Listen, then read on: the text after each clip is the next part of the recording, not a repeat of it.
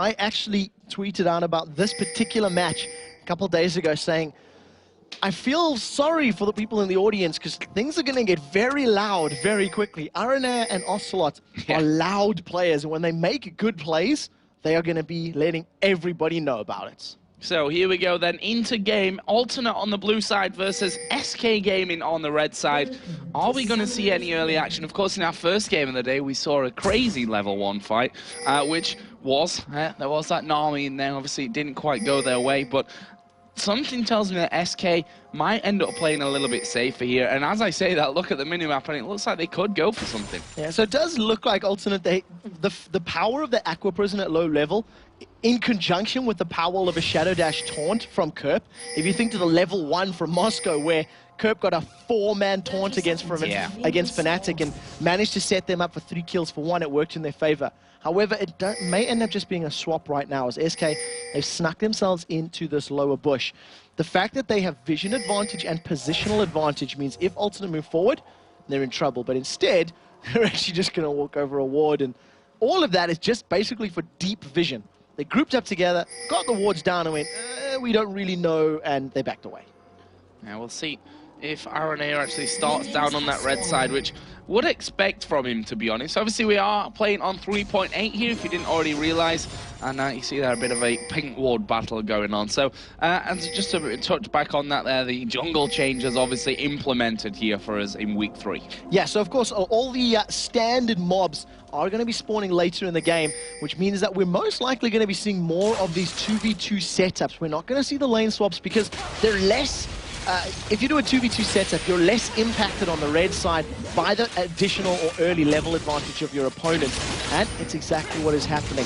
Both teams pretty much starting off with the camps as best as possible. 80 carries helping out their respective junglers. But very, very importantly, the blue buff is being stolen away by SK thanks to some of that vision they had. They realized that Alternate were moving on to their red buff, and a very good early steal from Hercubot and the rest of SK. Yep, nice little start for SK Gaming here.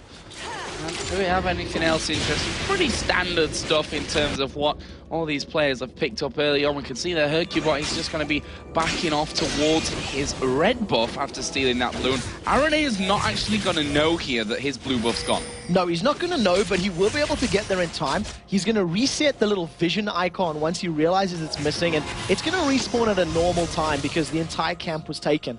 The moment we see Nif and Candy Panda getting a lot of good poke down, and that's actually the blue buff was taken by Candy Panda as well, so he's going to be able to spam out all his additional abilities. The one thing that's going to be interesting to note once we get to team fights is how important Jay Ree's tidal wave will be, because there's a lot of mobility for SK, you know, knock back, speed up, knock away, jump up, etc. So if a good tidal wave holds him in place, Alternate are going to be able to control team fight, but if not, SK should be able to get to safety. So here we see Hercubot on the hunt for a possible first blood here against for Lord. Not an easy champion to lock up, but down in the bottom lane, Creatine taking a lot of damage. There's the Aqua Prison coming out, and that will manage to hold Candy Panda away, but Alternate struggling in this bottom lane. Yeah, barrier burn, so summon a spell down just thanks to those cooldowns and the ability to spam. Candy Panda has double the CS right now, though. For Lord positioning himself over to the side, getting closer to Arenair as possible, and of course he doesn't need a flash over a wall. Kerp taunts up Kevin, and it's just going to be some trading back and forth for the time being. A little bit of trading in that top lane. Don't expect there really to be any kills going down without the presence of the jungler in that top side. Bottom lane may be different though. We've seen that Candy Panda and Nif coming out very, very aggressive here at the start. They want to get that early advantage that you always want to get when you're facing a Vayne. Yeah, and that's exactly what I was about to point out. Normally when you have a Vayne on your team, you want to swap to the 2v1 lane, allow your Vayne some free farm up until level 6, 7, 8. Just cross some of those item thresholds. At the moment, there was a very big CS difference between Candy Panda and Creatine, but with the wave being at Creatine's tower, he's keeping it within touching distance, and that's the most important thing right now. Now we see them once again backing off to do golems. This is something that they've already done here, leaving the lane once it starts to push through. and then picking up that extra experience in gold, whilst then, hopefully for them at least, getting back to the lane without missing any of those creeps to the tower. Yeah, so at the moment they're keeping relevant on levels. It's a level 3 Vayne. He was getting pretty close to level 4, so, you know, this next probably Canyon Minion plus 2 more should be enough to do it. They're staying relevant, and the only thing that they need to do is just keep up, because if they keep up, you'll see that eventually J-Re and Creatin will actually be able to out-trade Sona and Ezreal just because of how much damage Vayne is able to put out.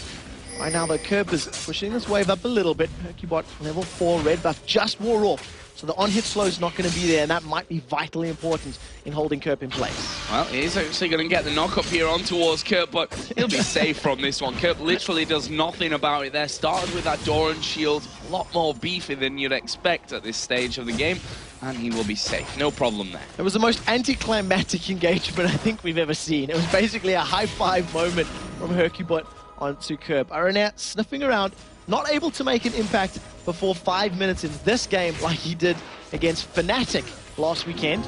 But we've seen what he can do with Lee Sin, so just a matter of time. He also likes to build those sight stones, so likes to make those big high mobility plays. And really impressed so far with what we've seen from Candy Panda and Nif. They're a bottom lane that you don't initially think of as being aggressive when you compare them to other teams, but they've certainly come out the blocks flying on this one. There's Lord actually wandering through the jungle of SK, and he's going to try and make an impact on the top lane. So he has level 6. Kerp on Stand United has level 6 as well.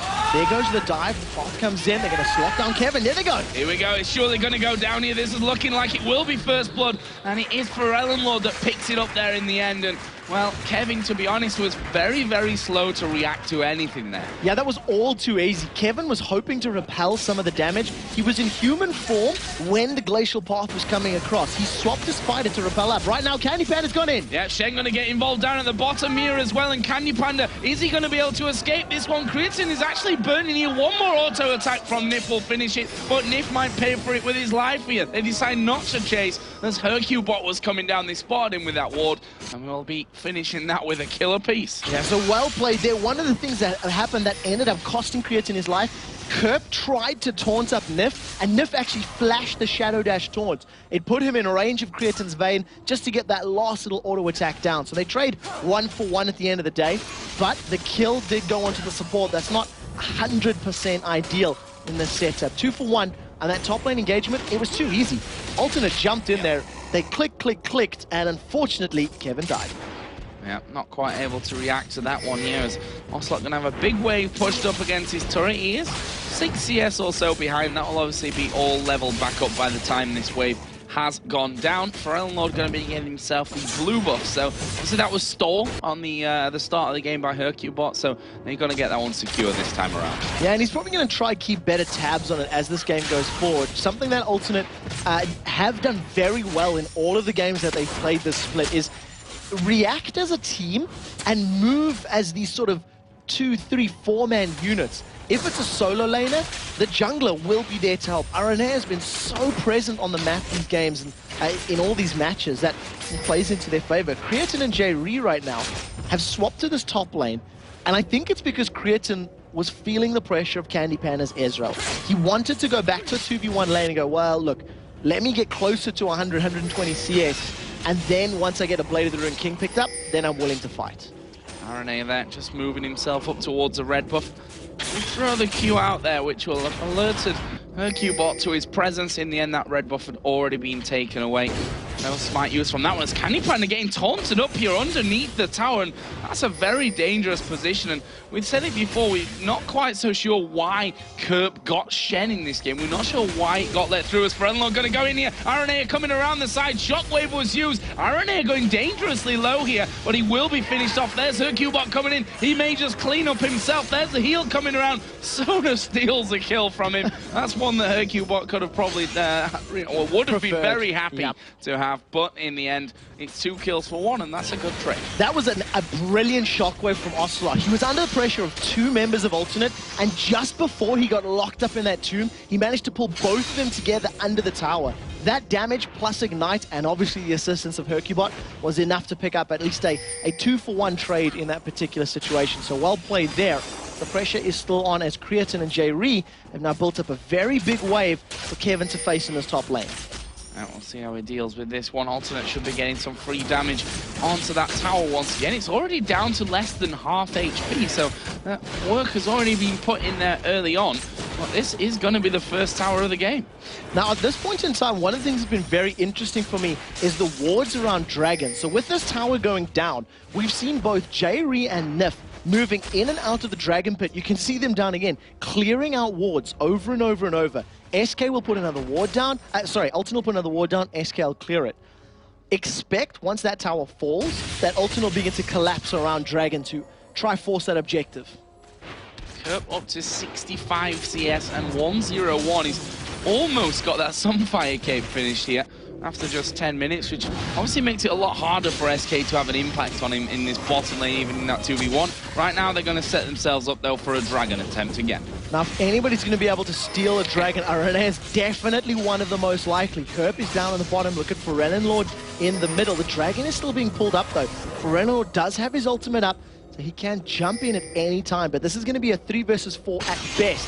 Vayne and King are missing. There's Lord. Lord, it could be in trouble here. There's a brilliant shockwave again coming out from Ocelot. But have they got the pace to get in? Stan United going to come down on towards Lord. That will keep him safe. And in the end, no kills happening. The Dragon, of course, wasn't taken either. No, that's very, very important because now all of a sudden, Alternate, they had the numbers advantage, but you can see that Nami and Vayne are moving back up towards the top lane. They've caught out Kevin. Is he going to get caught in the bubble? He's stunned. Oh, is he going to get knocked up? No, not quite there. And almost connected with the wall there with that condemn from Kriton. That could have been the death of him. I don't know if being a different human or spider form will affect the distance to getting stunned, but he just missed it. If that stun had connected, that would have been a death. End of story. You would have been caught by the active prison. Right now, there's Aranea. Oh, they've missed a few ultimates in there, but Lord was... I'm not even sure what he was quite doing there, to be honest. Maximum range on the crescendo. Absolute maximum range caught him out. Oh, he actually hit him, did it? Yes, he was just stunned at the absolute tip. Just went in and managed to lock Lord up. With his death and the damage they put down on the rest of the team, SK have now got a free Dragon, and will pick it up after a pretty prolonged dance, because there was a lot of wards, a lot of vision going back and forth. At the end of the day, with Kurt and Jerry being nowhere nearby, it was free for SK Gaming. I'll apologise for to Nif saying that he missed his ultimate then, because, well, he missed it on Aranea. Yeah, it wasn't his target. That's my fallback for that one. But good stuff here. SK, of course, now taking the lead in kills and in gold. 800 gold is the difference that they have. Not got any towers under their belt at this point, but Candy Panda, he's starting to farm a lot. If you compare that to Kriton, they're pretty much bang even right now. Got that BF sword in there, but it looks like Kriton going the other way and straight in towards that Blade of the Ruined King. So we'll see once that gets completed how aggressive he decides to play, because against an Elise, against a Xin Zhao, you're going to be able to use that active just to help put more and more distance away from you and control the tempo of a fight. But very interestingly, the fact that Candy Panda's got the BF sword, it implies he's not going to go that blue Ezreal build that we've been seeing over and over and over. I actually think it could work against a Vayne, because you can outrange you, you can control the speed at which he chases you. And it doesn't feel like he wants to. He's been caught by Kriton. Kriton's going to go head-to-head here with Candy Panda. Actually, the wave coming through from Nami will pretty much save Kriton's bacon there. Hercubot was coming down to help with that one as well, so bit of a crazy engage down on the bottom lane. Neither AD carry wanting to get drawn too far into that one, and no kills resulted. Had Hercubot not been around, Kriton would definitely continue that chase. He had the ability, he had that Hunter in the Night, his ultimate on gives him that big boost to his movement speed when chasing enemy champions, and he would just would have carried on chasing him down, but wisely decides to back off. Who do you see for Lord? He's picked himself up an Abyssal Scepter as his first item on the game. Only got that Doran's Ring. And that's quite interesting on Alessandra, because her mana costs are quite high. Kerp's moving in, he's not going to steal the Ripper.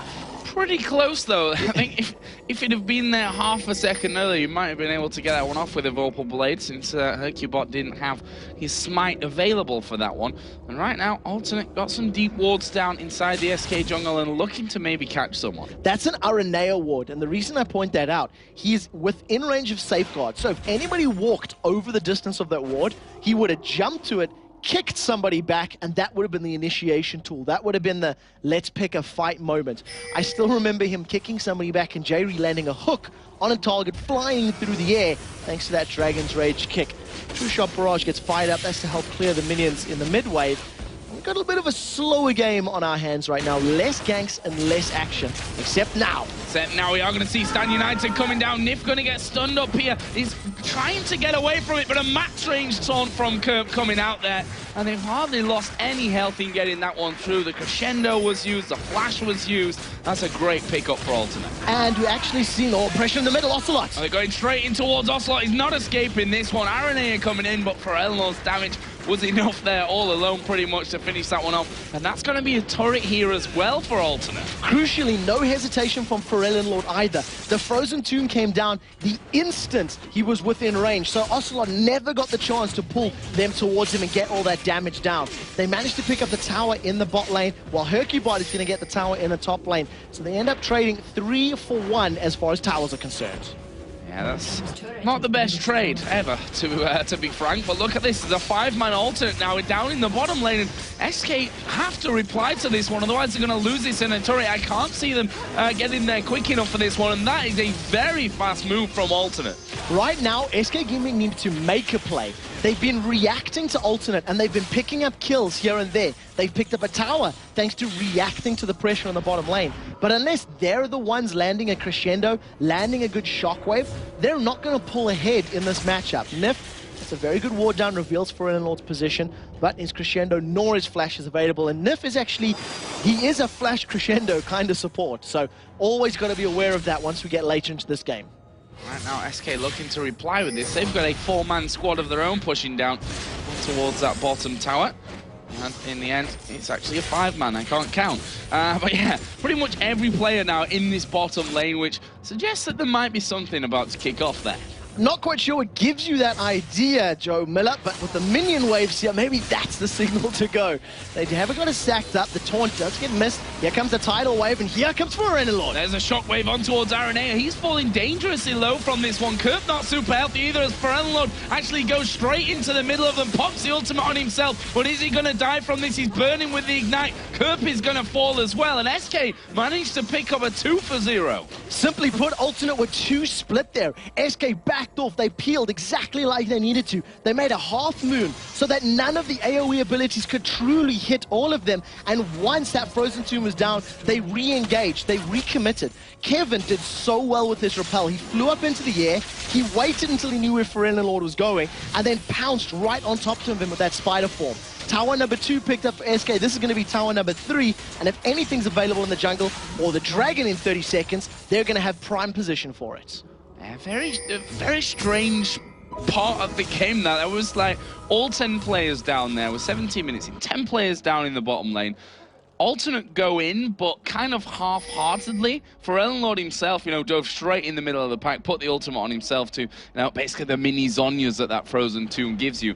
But they weren't able to follow up then with enough damage. And basically, the reason Pharrell Lord did that is because Kerp dove in there first. Kerp dove in and tried to get a taunt. The taunt was dodged by Candy Panda's Arcane Shift. He didn't get locked up or caught out. And I think Kerp forgot Pharrell Lord wasn't playing Orianna. Because if there was an Orianna ball on top of his head, it would have pulled everybody together. To be very fair as well, Ocelot's ultimate only caught Aranea. It was off a little further north. Nobody was really grouped up tightly enough. And because Alternate's composition needs you to be stacked for it to truly work, it meant SK got away with it. Right now, Dragon is up. We have a couple members of Alternate around. Stand United is available for Kerp, but I don't think they're going to challenge. And now Arena's in trouble. They may lose Aranea from this one. There's the crescendo coming out just to assist. It's Kevin that picks that one up. Now Hercubot getting locked up here inside of the Aqua Prison, but he may just be able to follow through for this one. There is the claw coming through, not quite able to grasp him, and that will be 7-5. Meanwhile, Kerp in the top lane is split pushing. As only a Shen can, and we've seen Kerp do his traditional build as well. Hex Drinker second. It's something he's been doing over and over and over with his Shen. Maybe it's the way you should be building Shen. He's been caught out by a very good Cocoon. And Kevin's just going to be happy to farm up the wave. So Dragon, though, did go the way of SK, and they maintain that gold lead. Yeah, certainly not a bad item to have, even if it is his normal build. There's we are going to see Candy Panda being chased down here by Creaton, gets stunned against the wall. Creaton didn't have vision of him because he was stunned inside of the brush. Candy Panda trying his best here to juke him, but he can't really match the damage of that Vayne with that Blade of the Ruin King and a Zeal now on top of it. No, not at all. Candy Panda did relatively well to keep in and out of vision. Right now, Creaton, he flashes it! Flashes away and actually starts to turn around there on towards Ocelot, who himself decides to back off once that shockwave was flashed away from. And again, crazy stuff going down in that bottom lane. If we look at the CS and the kills between the two AD carries, it's a bit of a scary thought for SK Gaming because this Vayne has got more CS, has got more kills as well. Vayne is always going to do more damage than an Ezreal will the later this game goes, and especially if she starts getting a little bit more fed. With that Cloak of Agility picked up now, that's going to be working towards the Phantom Dancer as well. And once a little bit more damage goes on, there's not going to be anybody that can sort of one-shot, or can out-duel her, rather. But if she is caught by a Shockwave or a Cocoon, that's going to be enough time for them to kill her, and that's what SK are going to be relying on. Land the CC, get a Shockwave, get a Cocoon, focus her down, and then win the team fight. RNA there just went in to get the race. Good job he put that ward down because both Nif and Hercubot were both coming in his direction. Right now just throwing those Qs out there. Does have a ward in that top brush as well, but needs to be careful not to overextend from this one. He actually drew 3 men from SK pretty much up to him there to try and push him off, and will back away from that one. So if you look at the minimap, lots of wards down actually all over the place. SK in particular have got massive ward control of their own jungle on that top side of the map. One of the things that also means, that's costing them gold. If you look at the side of Ultimate, they have 2 Ruby Sightstones on their team. So that's 2 champions with up to 3 ward charges per champion to litter around the map. Every single red dot that you see on the defensive side, near their red buff, near the Baron, that's 75 gold worth of investment. So this very, very small 1,500 gold, thing is basically being spent towards, even though Nif does have that Ruby, it's 1 less than their opponents.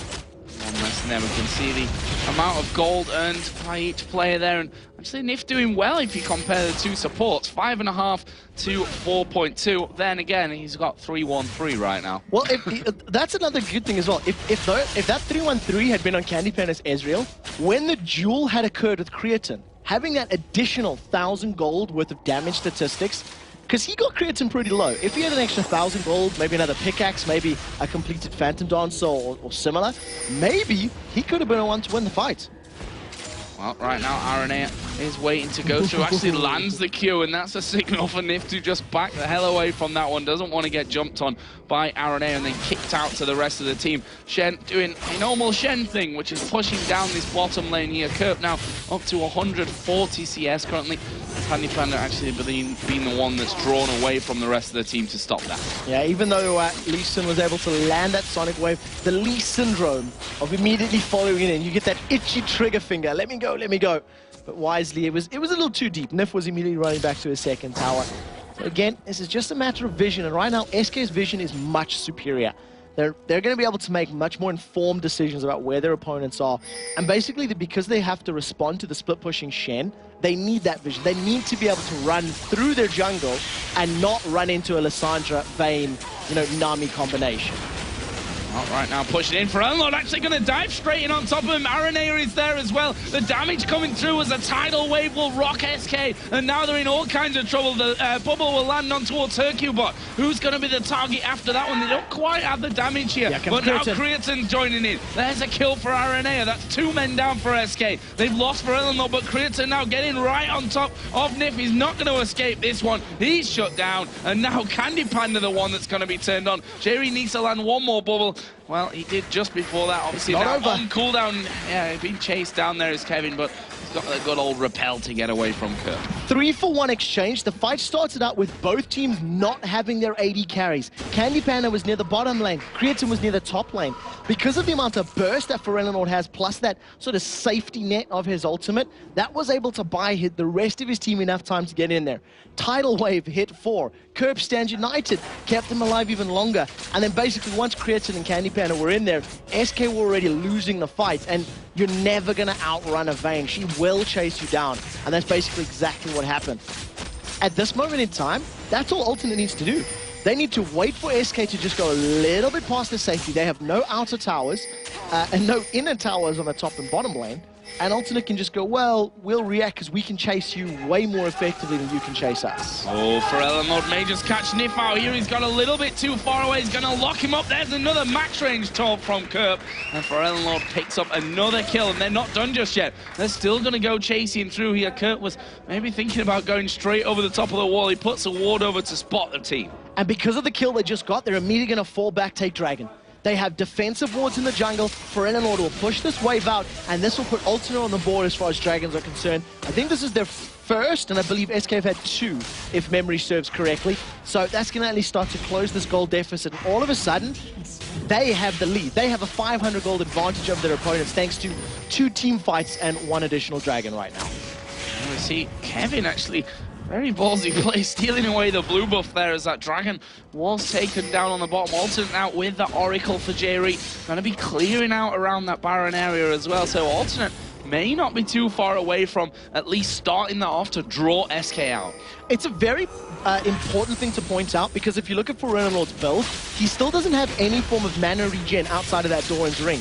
And, you know, like I said, Lissandra is a very mana-intense champion. Even though her passive will give you sort of 1 free spell cast every now and again, you're talking 85, 50, 90, 100, you know, 280 mana for a full combo, 1 of each spell, and she needs to get more of them out in a fight. So with a relatively small mana pool, it's going to be difficult. It's going to be more on Forellenlord to control his mana pool in these upcoming team fights. Right now, SK trying to work their way in onto that outer middle turret. Not got much health on it either. A couple of hits from Candy Panda would be all it takes, but you know, that Ezreal not got the biggest range in the world, and you always face the danger of that Lissandra jumping onto you. And he's building the phase, he's building towards a Trinity Force. We have not seen a Trinity Force Ezreal probably since Season 2. I mean, I'm hard-pressed to think of an Ezreal that performed at any LCS or a top-level play later than the end of last year. Right now, though, it does seem like SK, they're feeling brave. They see that Kerp is in the bottom lane. Stand United is available. And they do not have Kevin. Kevin is moving from the top lane themselves. So this would be a 4v4, and I think they need Kevin. But that's good damage from Ocelot. Yeah, Ocelot putting a lot out now that he's got that Rabadon's death cap with him. As Kevin and Hercubot and the rest of SK, for that matter, are now moving in towards this inner top turret. They're going to be trying to take this one down, and I don't think Alternate can reply. That was great play from SK. They simply outpositioned their opponents. They poised as though they were going in the middle, but here's an engagement. There goes Forellenlord, Frozen Tomb. He's been stunned. Shockwave comes in onto him as well. Aranea and Kerp are both with him there, but Forellenlord going very, very low. Will get finished off here by Ocelot, and I don't think between Aranea and Kerp that they have the damage to finish these off. They are going to see another man dying. Kerp will try and flash away. Now he gets chased down by Candy Panda, who's actually got no mana here, and he'd have to be looking for that Phage slow, if anything, to really control him. Creaton here going to get jumped on by Kevin. He sinks his fans in there. Has to use a barrier as those spiderlings go skittering onto him. And that will be, in the end, a 3-0, and SK got perfect position now on the Baron. Phenomenal fight. First and foremost, Kevin and Candy Panda completely zoned out Creaton. They kept Vayne away, they kept his attention. Then, Nif managed to land a crescendo the millisecond that Forellenlord reappeared. He followed in with that glacial path. He appeared after the claw, and as he was about to get his ultimate down, he got stunned. He ate all the damage, and he was forced to use ultimate on himself, not on a target. So that additional burst damage that comes down from the Frozen Tomb wasn't there. Perfect fight from SK. They got the tower, they got kills, they got Baron. They're in the driving seats. So let's see what Alternate are going to decide to play this one now. Pretty much with their backs against the walls after losing that Baron. If you look at the gold, SK now 4,000 in the lead, still ahead in kills. They're all level on turrets, and if you look down the individual gold, it's pretty close in some retrospects, but in some areas it's really not that close. I mean, Chuck Kerp and Kevin, for example, 2,000 gold, over 2,000 gold, they're the difference between them. That's a massive number, and it's starting to show in these team fights. The previous engagement was very much in favor of SK. Alternate tried to make a play happen, and I think overzealousness, overconfidence maybe in their ability to land their spells cost them that fight, because they didn't need to throw themselves in it. They didn't need to pick a fight into the fog of war, you know, into their opponent's defensive position. So Alternate will probably need to just press that pause button, slow things down for a little bit, and once Baron wears off, maybe they can react that he actually Candy Panda stole that with a very nice Mystic shot. Nice and cheeky. Kevin pushing that top lane out here as well. And we talk about, you know, the split push potential of the Shen, but Kevin here with this Elise has done a fantastic job of making sure that top lane is constantly pressured here. And they have to be careful about that because they can't afford to lose that inhibitor in that top lane. That would be a perfect start to things for SK. Both sides also have very good tower diving teams. If you have Hercubot, who's got a fair amount of armor and HP, he can dive into a team with Command Protect on, land a good shockwave. Follow that up with True Shot Barrage and Crescendo. That's instant team fight win in a matter of seconds. You have a similar situation with Pharrell, Lord or Shen. They can dive under a tower and pick a fight. But because alternate are defensive, they need to be way more afraid of it. They cannot afford to stack up.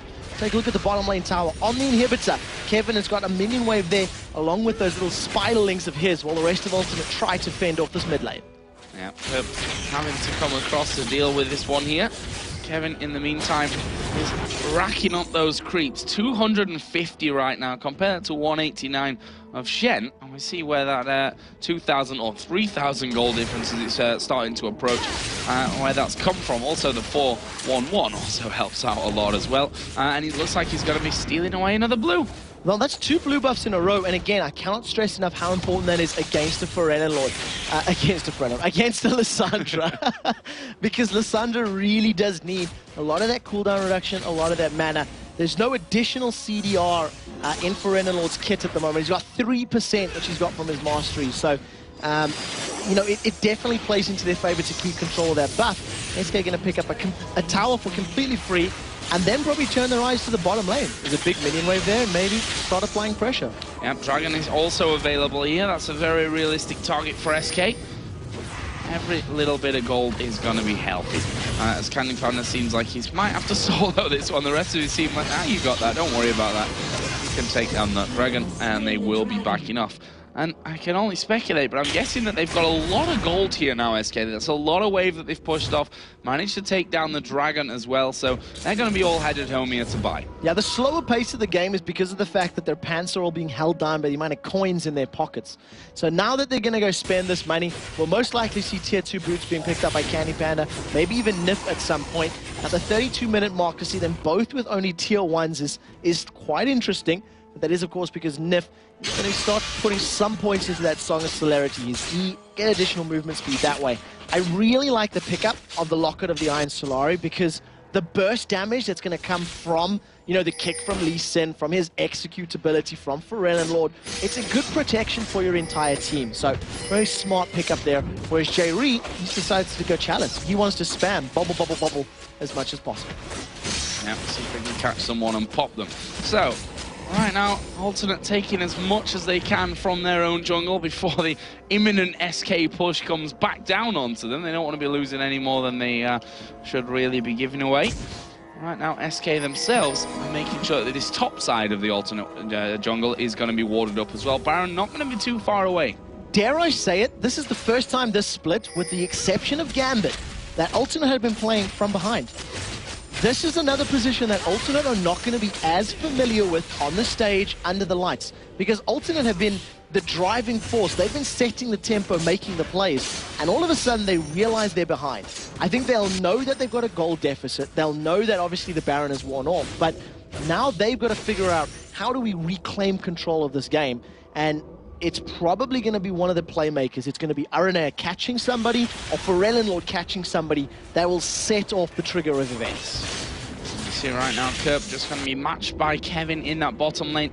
I don't want to let too much being pushed up with that Baron coming up here pretty soonish. And the one thing that we always talk about with SK, and I feel like we said it about them more than most teams, is that they have struggled to close out games where they've been ahead. They have thrown away leads that they've had. So now against a team like Alternate here, as you said, they've not been really in this position much before so far in the LCS, but they've shown that they can win games against these top teams, despite the fact that SK, without a doubt, as a five-man team, have a ton more experience than Alternate. Yeah, the one thing that Alternate does have, though, is they were a million billion gold behind the Giants, and one Shockwave was able to bring them back into it. I think in the deciding game against the Giants in the promotion tournament, they were 12 or 15,000 gold down at that point, and they managed to hold out. So that'll at least give them some hope and some faith.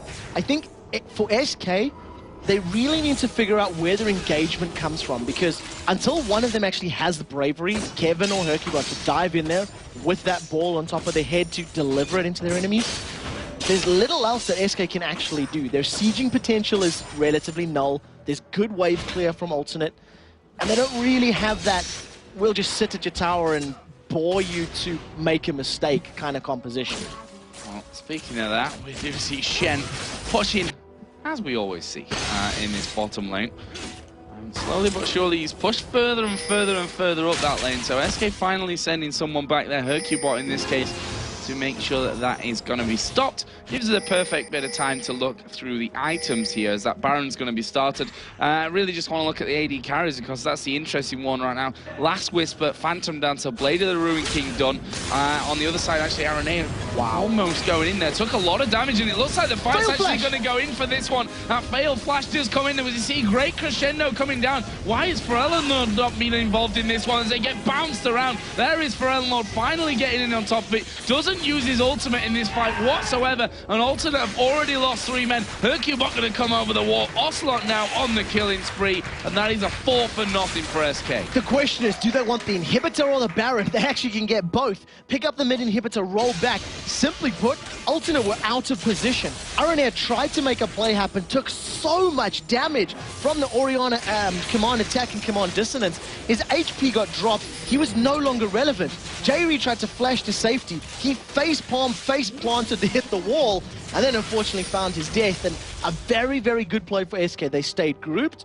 They waited for a mistake from Alternate. It wasn't under a tower like I was thinking it might be, but they caught them out in the jungle and managed to, pick up a good win.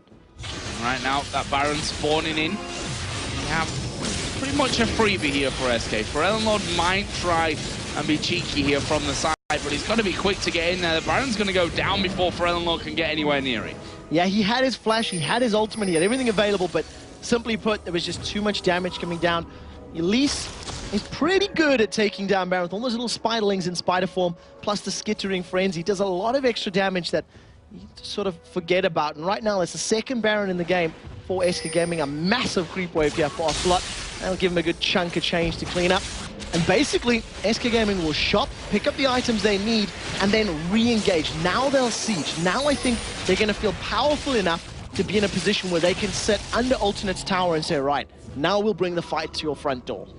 Alternate not scared here, though, of pushing out, and they're looking to catch someone off, and that may just happen for them, as not quite. The Spiderling comes into the brush, spots them putting down that ward. Yeah, just short of actually really getting anything advantageous. Candy Panda with that Lost Whisper picked up. We were talking about AD carry items before the fight happened.